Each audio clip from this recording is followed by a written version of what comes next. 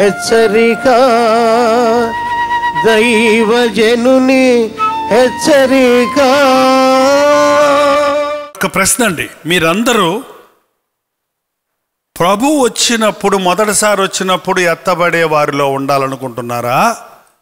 లేక ఈ లోకంలో విడిచిపెట్టబడ్డ వాళ్ళ కష్టాలు బాధలు అన్నీ చూసి ఆ బాధల్లో కూడా క్రీస్తు కొరకు నిలబడొద్దాం అనుకుంటున్నారా? మరి వెళ్ళిపోవాలంటే అంత అజాగ్రత్తగా ఉంటే బండి వెళ్ళిపోదా? వెళ్ళిపోవాలంటే మనం ఎలా ఉండాలండి? రెడీగా ఉండాలి. ఎందుకంటే ఎప్పుడు ఆయన వస్తాడో ఎవరికి? పొద్దున్న వస్తాడో, తెల్లారుజామున వస్తాడో, అర్ధరాత్రి వస్తాడో, మధ్యాహ్నం వస్తాడో, ఏ దినం వస్తాడో, ఏ గడియలో వస్తాడో ఎవరికి తెలియదు. కుమారుడికి కూడా తెలియదు, తండ్రికి తప్ప. అంటే ఒక ఆయన అన్నాడు, అంతేలేండి దేవుని కుమారుడే కదా యేసుప్రభు, దేవుడు కాదు కదా అన్నారు. మళ్ళీ అయితే ఎందుకు చెప్పడు దేవుడు అంటున్నారు. కుమారుడికి ఎవరికి? కుమారుడు ఎవరు? మన యేసు ప్రభు. మన యేసు ప్రభువుకి మనమంటే చచ్చే అంత ప్రేమ. చచ్చే అంత ప్రేమ ఏంటి? చచ్చే చూపించాడు ఆయన మన కొరకు. మనం ఏ ఒక్కడు నశించకూడదు, నేను అందరి కోసం రక్తం చిందించానంట అని ఆయన మనల్ని ప్రేమిస్తున్నాడు. కాబట్టి ఒకవేళ ఆయన వచ్చే రోజు తెలిసిపోతే ఆయనకి, ఆయన మాలాంటి పాస్టర్లు చెవులో ఊదేస్తాడు, నేను వచ్చేస్తున్నాను, ఎవడు మిగలకుండా చెప్పారా నాయన అని. ఏంటండి, అప్పుడు మేము చెప్పేస్తే కొంతమంది ఆ విశ్వాసులు ఏమవుతారండి? గబగబా రెడీ అవుతారు. ఏంటి? మేకప్ వేసుకొని. ఏం వేసుకొని? మేకప్. మేకప్ ఎంతసేపు ఉంటుందండి? వర్షం వచ్చింది అనుకోండి, మేకప్లో ఏమైపోయింది మేకప్? కొంతమంది కాటికలు పెట్టుకుంటారు, ఇవన్నీ పెట్టుకుంటారు, రంగులు వేసుకుంటారు. వర్షం వచ్చిందనుకో, చెమట కారిందనుకో, ఇటు అంతా కారుతూ ఉంటుంది, ఒరిజినాలిటీ బయటపడిపోద్ది. ఏంటండి, యేసు ప్రభుకి ఒరిజినల్ క్రైస్తవులు కావాలి, వేషధారులు ఆయనకి అక్కర్లేదు. వేషధారులతో పరలోకం నింపితే అది కూడా పాడైపోద్ది అక్కడ కదా. కాబట్టి క్రీస్తు రక్తములో నిర్దోషులుగా, నిష్కలంకులుగా, మడతైన మచ్చైన లేని వారిగా మనల్ని ఉండాలని ఆయన తన రక్తం చెందించాడు. ఆయన రాకడ కొరకు మనం సిద్ధపడి ఉండాలే. కానీ సిద్ధపడి ఉండటం అంటే, ఒక యజమాని వెళ్తూ వెళ్తూ నేను త్వరగా వచ్చేస్తానయ్యా, తోటను చూసుకో, కనిపెట్టు అన్నాడట. ఆ యజమాని తిరిగి వచ్చేటప్పటికి తోట అంతా ఎండిపోయిందట. ఏంటయ్యా ఇది అంటే, మీరే కదండి మీకోసం కనిపెట్టమన్నారు కదా, అందుకని మీరు ఎప్పుడు వస్తారో, నీళ్ళు పోస్తున్నప్పుడు వస్తారేమోనని చెప్పి అటు ఇటు కదలకుండా చూస్తా కూర్చొని అన్నాడంట. అదా కనిపెట్టడం అంటే? మనం వంట వార్పు చేసుకోకుండా, మన ఉద్యోగాలు చేసుకోకుండా, మన బాధ్యతలు మనం నెరవేర్చకుండా, ఆయన సువార్త పనిలో ముందుకు సాగకుండా, ప్రభు వస్తాడు ప్రభు వస్తాడని కొండకెళ్ళి కూర్చున్నట్టుగా కూర్చోమని దేవుడు చెప్పాడు. నీ పనిలో నువ్వు నమ్మకంగా ఉండు. అపోస్తలుడైన జాన్ వెస్లీని అన్నారు, రేపు మధ్యాహ్నం ప్రభు వస్తే లేక మీరు చచ్చిపోతే ఏం చేస్తారు ఇప్పుడు మీరు అని అడిగితే, నేనేం చేసేది ఏముంది, నా షెడ్యూల్ ప్రకారం రేపు తెల్లవారుజామున 5 గంటలకు నేను గుర్రం ఎక్కి పలానా దేశం వెళ్ళాలి, అక్కడికి వెళ్తాను. అక్కడ ప్రసంగం అయ్యాక 10 గంటలు ఇంకో చోటు ఉంది, అక్కడికి వెళ్తాను. ఆ తర్వాత 12 గంటలు ఇంకో చోటుకి వెళ్ళాలి, అక్కడ వెళ్ళి వాక్యం చెప్తుంటాను. నేను గుర్రం మీద ఉన్నప్పుడు ప్రభు వస్తే గుర్రం మీద నుంచి వెళ్ళిపోతాను. నేను ప్రసంగం బలిపీఠం మీద ఉన్నప్పుడు ప్రభు వస్తే బలిపీఠం మీద వెళ్ళిపోతాను. నేను నిద్రపోతున్నప్పుడు వెళ్ళిపోతే నిద్రలో కూడా దీనికోసం నేను కంగారు పడాల్సిందేమీ లేదు. నా ప్రభువుని సంధించడానికి నేను ఎప్పుడూ సిద్ధమే. ఈ ప్రభువు రాకడ ఎప్పుడో మనకు తెలియదు కనుక మనం సిద్ధపడి ఉండాలి. సిద్ధపడతాం అంటే మన హృదయాన్ని సిద్ధంగా ఉంచుకోవాలి. మన మనస్సాక్షి నేరారోపణ చేసే పాపాలను ఎప్పటికప్పుడు సరిచేసుకోవాలి. హడ్సన్ టైలర్ అని ఒక గొప్ప మిషనరీ సతీమణి మరణ పడక మీద ఉంది. డాక్టర్లు ఇక ఇంకా ప్రయోజనం లేదు, వైద్యం పనిచేయదు, ఆమె కొద్ది నిమిషాల్లో ఇక ప్రాణం విడుస్తుందని చెప్పేశారు. అప్పుడు ఆమె దగ్గర ఉన్న సహోదరులు కొందరు వచ్చి, అమ్మగారు ప్రభు సన్నిధి వెళ్ళటానికి మీరు సిద్ధమేనా?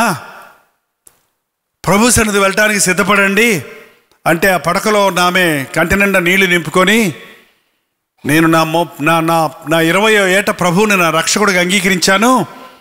ఆ రోజు నుంచి ఈ రోజు వరకు నా ప్రభువు ముఖమును మరుగు చేసే మబ్బులు కూడా అడ్డు రాలేదు. మబ్బును కూడా నేను రానివ్వలేదు. నేను ఆయన ముఖాన్ని మరుగు చేసే ఏ దోషము నా జీవితంలో రానివ్వలేదు. నేను సిద్ధంగా ఉన్నాను నా ప్రభువుని దర్శించడానికి అని సంతోషంగా చెప్పిందట. ఏమి అర్థం రాలేదటండి? మబ్బు ఎంతసేపు ఉంటుంది? మనకు అలా మబ్బు కనపడితే ఎంతసేపు ఉంటుంది? ఓ 2 నిమిషాల్లో దాటి వెళ్ళిపోద్ది మబ్బు. కానీ అలాంటి ఆటంకం కూడా నా ప్రభువును దుఃఖపరిచే, ఆయన్ని మరుగుపరిచే విషయాలు నా జీవితంలో లేకుండా నా మనసును నిర్మలంగా కాపాడుకున్నాను. ఎంతమంది ఆ సాక్ష్యం చెప్పగలరు? కొంతమందికి మబ్బులు కాదు, గోడలే వచ్చేసాయి. రక్షింపనేరకుండానట్లు ఆయన హస్తము కురచగాలేదు, విననేరకుండానట్లు ఆయన చెవులు మందము కాలేదు. మీ దోషములు మీకును ఆయనకును మధ్య అడ్డుగా వచ్చేసాయి. అనేక సార్లు మన జీవితంలో ఎగ్జాస్ట్ అయిపోతున్నాం. అప్లోడ్ వస్తాడేమో అని భయపడుతున్నాను అన్నారు. ప్రభు వస్తే భయం లేదా? నువ్వు సిద్ధంగా ఉన్నావా ప్రభువుని ఎదుర్కోవడానికి అన్నది మనం పరీక్షించుకోవాలి. సిద్ధపడాలంటే ఒకటేనండి, మనమేం ముస్తాబాబాకల్లా.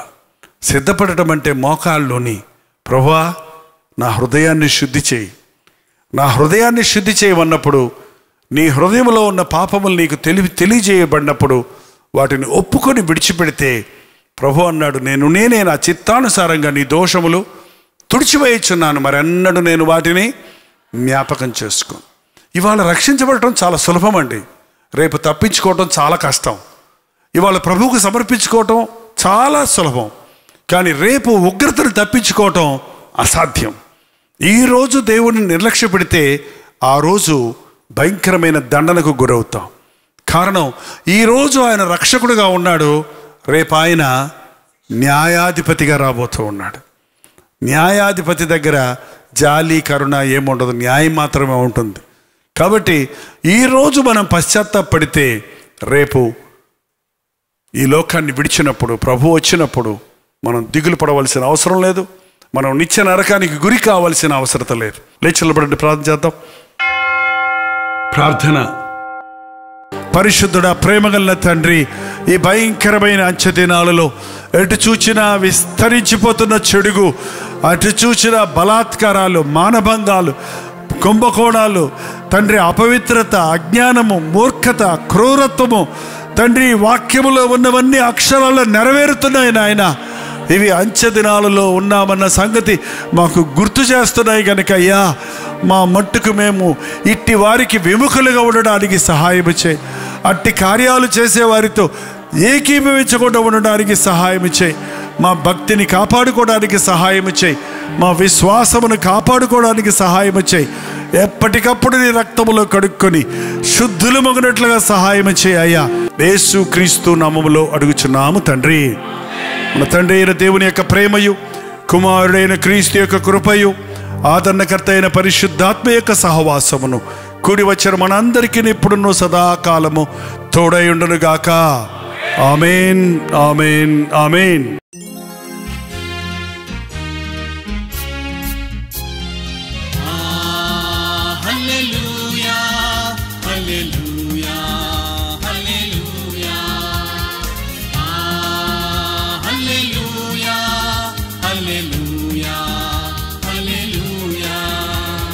కలువరి ప్రేమే మధురం, కలువరి ప్రేమే మధురం, కలువరి ప్రేమే మధురం, కలువరి ప్రేమే మధురం. హల్లెలూయా, హల్లెలూయా, హల్లెలూయా, హల్లెలూయా, హల్లెలూయా, హల్లెలూయా.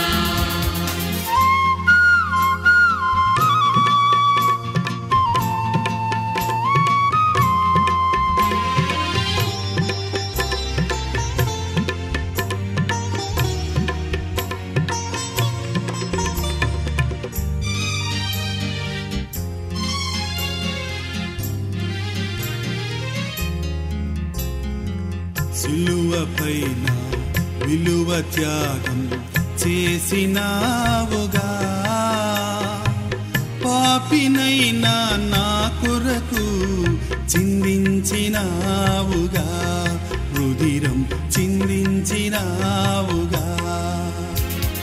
కలువరి ప్రేమే మధురం, కలువరి ప్రేమే మధురం, కలువరి ప్రేమే మధురం.